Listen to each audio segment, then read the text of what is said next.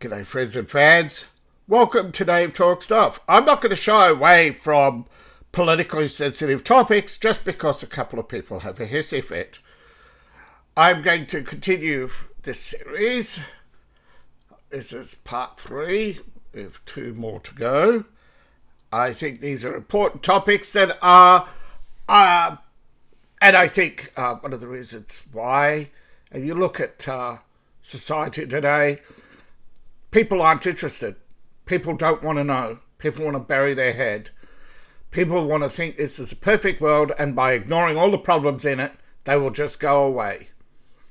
That is the liberal mentality. Take the easy way out. That's why you see in every blue city, drug addicts everywhere. Now, why is the economy still going with all these problems? Because they just keep bringing in new labour until everything collapses. You know, it could take decades, years, sometimes centuries for a society to collapse. But as more and more problems are either ignored or brushed aside, deflected, denied, right? We're in the denial stage still. Okay? And if you try to bring up too much at once, they attack you. And then, of course, they play the reverse victim. And at the end, they label you the offender. And that's what we're getting to right now, right? We're getting to that point where everything is turned around, right? But the reality is, males are the frequent victims of domestic violence. Males are frequently underreported or ignored. Now, this is because the government enforces a strict gender role, a strict stereotype. The government only sees us as assets to be disposed of either in the factories or the battlefield to protect the government, not the society. They have no interest in protecting society. That's why they have a mixture of hateful doctrines out there every day, labeling Republicans as fascists, or anybody anybody who wasn't Marxist in England or Green is a fascist or far right. You know, across Europe, the word Nazi is thrown around like it's a prize at a game show. You know, labels mean nothing. All they want is to smear, to degrade their opposition, and that's why they chase the vote of the women. Women make up, and have always made up, a large percentage of society, from anywhere from 49 to 53%. It keeps fluctuating. And what happens when there are too many males in society? The government decides it's time for a culling of the herd, because they want to keep all the good women to themselves. And people just don't want to know. So I'm going to continue to speak up, because studies indicate that victims are often too ashamed or too embarrassed to admit they've been abused, particularly when it's a female partner. All right? Now, males, don't forget, are abused in homosexual relationships more often than straight, but it's not as bad as female-on-female violence, which is the highest percentage, but because female-female relationships are the lowest, reported, it's also hard to tell. But the majority of female domestic violence is the center of attention, but 40% of reported cases are female on male. Now, add to that, right, the fact they do not count financial abuse, mental abuse, and as many as 2 in 1. So for every 1 case that makes it through, there are 2 turned away.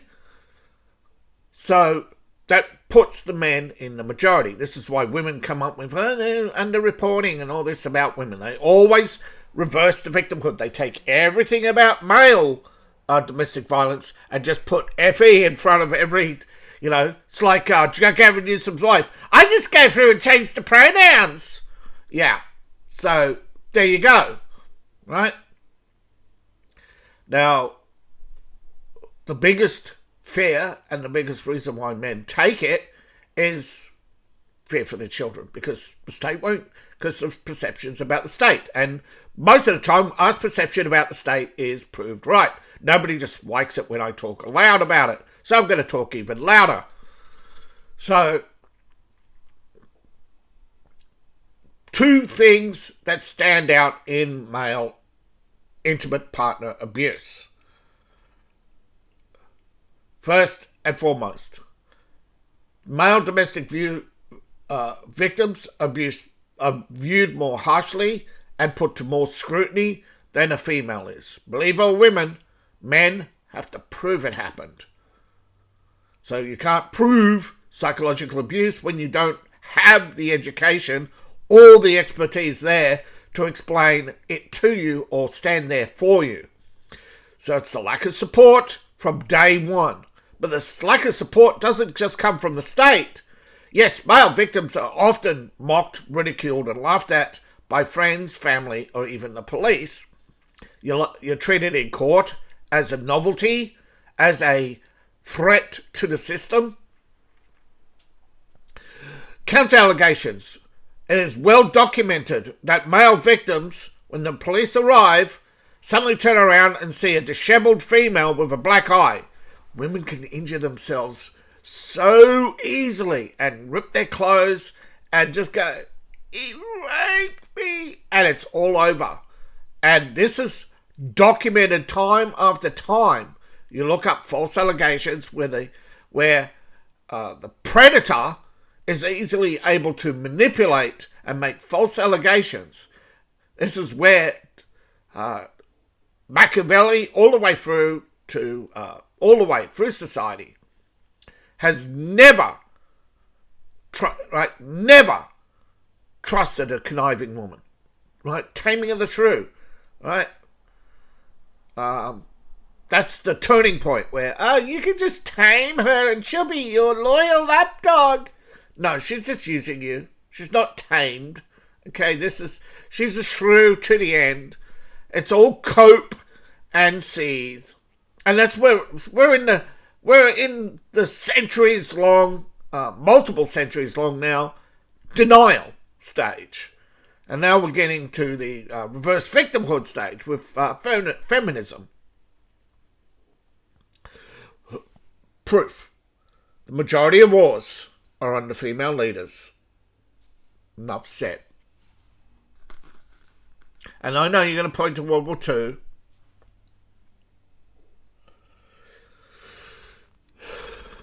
Everybody does.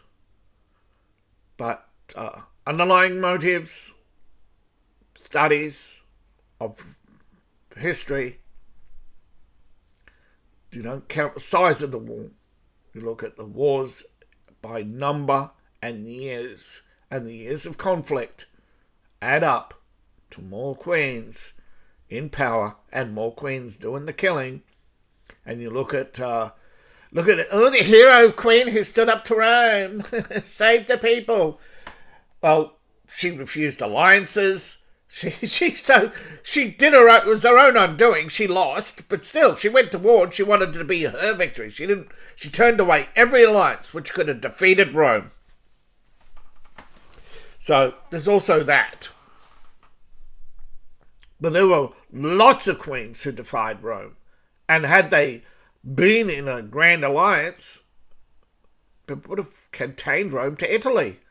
But no, they wanted to see their enemies suffer first, thinking Rome would be weakened, because they underestimated the size of Rome's armies. So this has gone on for centuries, where men have underestimated women and suffered brutality because of women who want men to fight for them, who want to see men become victims. So they're nice and passive and all gooey and only want and won't want anything off us and so they serve our needs. You're not allowed to have your own needs. No, you've got to serve their needs. That's how they view the world. But the problem is the containment definition, okay? The legal definition of abuse. Historically, domestic violence has been viewed as a gendered issue created by environment where non-physical abuse, psychological, emotional, financial, is trivialized. Freedom of speech. She can say whatever she wants. She can call you any name she wants. It doesn't matter. This is the attitude so many have. The majority have been contained in their mind to think that abuse is normal, natural, and just part of the discourse. We can call you every name under the sun. It's free speech. It's not abuse, everyone.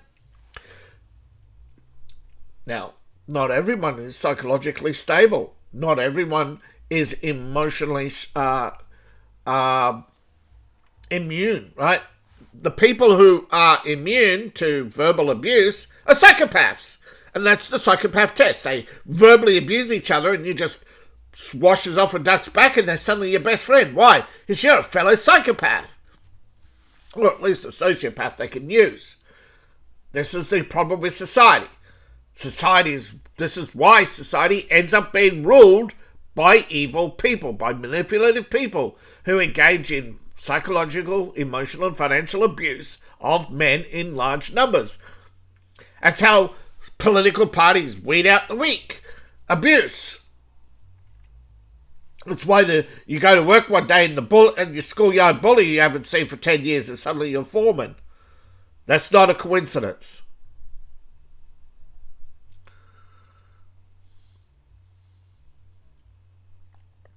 And even your heroes of the working movement are all bullies.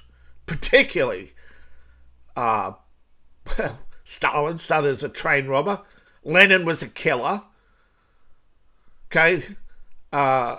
Mussolini was a Marxist revolutionary, and after 2 failed attempts at revolution, he created a new politic and promised hope and change, and led a Wednesday revolution, and got the military to overthrow the government on the promise he'll deal with the mafia.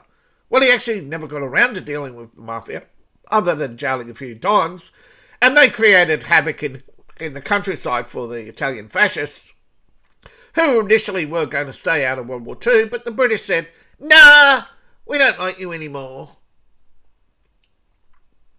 You're too much like the other guy.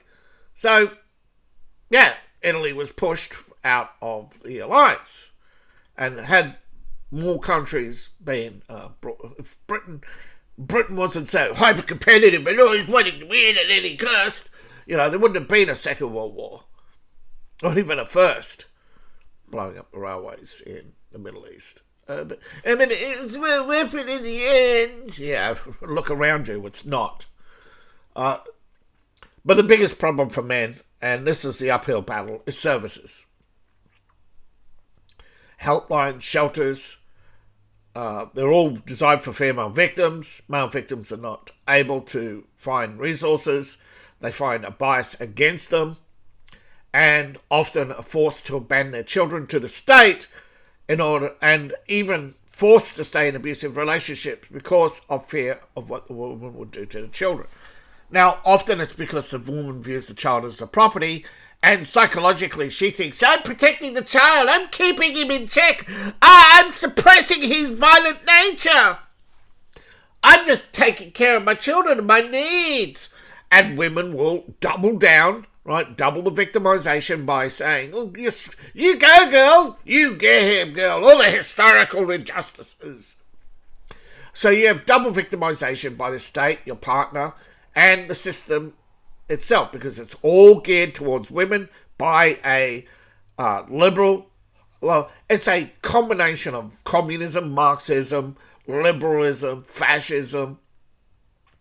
It's a new ism that is emerging. I would call it fifth wave feminism, where it's gynocentric, it is oppression, selective censorship, all the usual hallmarks of all the collectives. And yeah, they want to, and Trump's a man, he has to go. That's that attitude. So increasingly, understand that the state will eventually turn to forcing you to fill a cup, go to the sperm bank, make a deposit, and then every month for the rest of your life, you'll be paying high taxes for a child you'll never get to see, who'll probably never carry your name. She'll carry her grandfather's name, yeah. So, the matriarchy, the Brave New World, meets George Orwell, where Big Sister runs, where men appear to run the planet, but it's Joe will tell you, it's really Jill. He wasn't joking. That's why he had a psychological breakdown. He couldn't have his own thought. The voices in his ear constantly. You do know they wear earwigs, right? They do know they have a voice in their head, literally, telling them what to say, what to do. Joe probably thought he could take it because, as a senator, the voices in his ear were probably rare, and he could take it for a couple of years because he had plenty of time off. But I think I'm not going to say about Trump and Republicans. I don't see any evidence of this, but I definitely see Joe's tapped his ear a few times. Right? I think he was trying to either, is this thing still on? I don't know what to say, or shut up, I'm trying to turn you off. It's hard to tell sometimes, but definitely towards the end it was, huh? Yeah, he didn't even know the voice in his head was his handlers slowly reading out the speech because they were trying to get rid of the teleprompter, and he was so used to it, being there, something to focus on. Now, the minimalisation of injury is the biggest misconception. Men are generally physically stronger, and therefore the bias is you can take it. But most serious injuries are lasting and psychological. This ranges from the gaslighting. Oh, honey, you take out the trash and I'll put something sexy on. So you race out, put on the trash, and you come in, and she's put on a sexy movie, and she's in a don't fuck me PJs, and is watching and eating chocolates, watching Richard Gere in Pretty Woman or something like that. She's gaslight you, and then you got to sit there and take it, hoping she's playing the game again. And watch this movie a couple of times with her and hold her hand. She might let me touch her booby. The attitude of men. Clearly, this is women gaslighting, controlling, manipulating, always trying to. Now, in some areas where there is high victim male support, somehow reporting these incidents will not result in any help. Now, researchers at Harvard and many other universities offer no explanation, but men's groups do. According to domestic abuse and violence, right? All domestic abuse, especially abuse on male victims, by the majority are seen as nuisance calls. That psychological impact, men can walk it off, is still the attitude. Okay? Free speech above all is the mantra of the liberals, but they put little asterisks beside everything, and they create protected classes. And so if you're not a protected class, aka white male, pretty much you look it up. Everyone but a white male. So this, and increasingly the abusers in society, the terrorists, the politically violent, are succeeding, and men are being gaslit that if they do anything wrong, report your suspicious activity. So we see now a rise in violence against protected classes because it's now seen as a revolutionary act. And before you say, hey, see, that proves women right. No. The rise in violence against the oppressors, aka the Communist Party officials, the refugee organisations, UN officials, it is against men by other men who are sick and tired of their abuse and protecting women at the expense of men and the society. They don't care about GDP, right? They care about what is GDP when you're unemployed? What is GDP when you can't pay your house bills? What is the stock market when your cost of food is too high? None of that matters. And the governments are so ingrained into a narrow percentage of thinking and a narrow servicing a narrow niche of society that male domestic abuse is just literally politically off the table by homelessness. Who's the most homeless? Men. That is domestic abuse on a grand scale by the state. And I have often tried, and there are billions of dollars out there. If I even got 1% for a domestic abuse organisation, I could have had homes, farms, all along the Georges River, opening up all that, right? Cheap land, self-sustaining farms, all up and down the river. No one wants solutions. Solutions mean no more money, no high taxes, no kickbacks. High taxes is a form of domestic abuse. Why do women want high taxes? They don't pay it.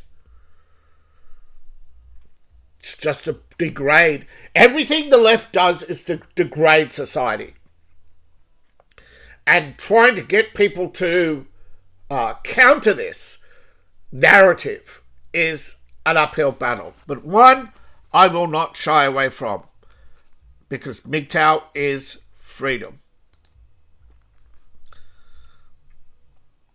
Thank you for watching. Please like, share, and subscribe. Please support the channel. You support me on Ko-Fi, Patreon, buy my books, buy my merch. Now, I appreciate each and every one of you. Even if there was 5 of you or 500 of you, it doesn't matter. I'm not changing my mind. Those who continue verbal abuse, I don't care anymore. Your little crybaby acts don't work on me anymore. You're all abusers in my book, and you're all unworthy of saving. See you in the next video. Bye for now. Now, by all, I mean all abusers, right? The state, the women of society who engage in systemic abuse are not worthy of saving.